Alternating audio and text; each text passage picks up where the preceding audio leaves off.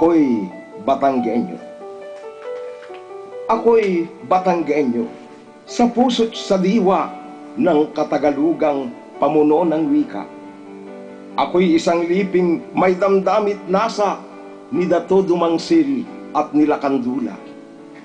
Ayon sa maragtas, ang tribo ko't angkay na wiling tumigil sa ligid ng taal.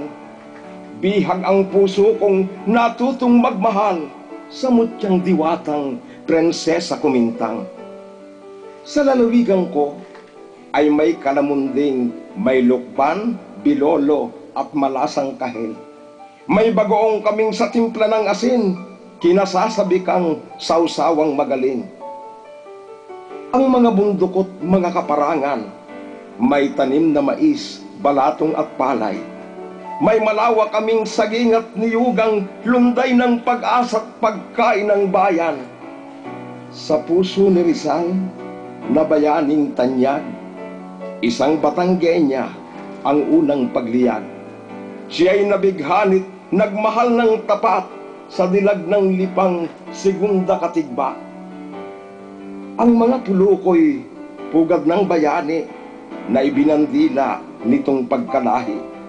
May dakilang lumpong, may talinong tangi, doon sa tanawan, henyong si Mabini. Sa mga ugat ko'y may nananalaytay na dugo ni Recto at ni Miguel Malvar.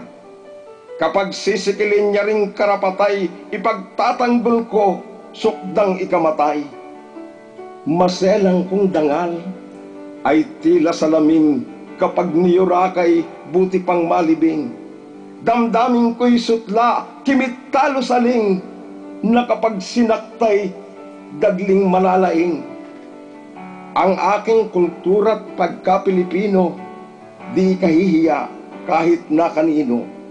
Mangangalandakan saan pamangdako, tubo sa Batangas, ako'y Batanggenyo.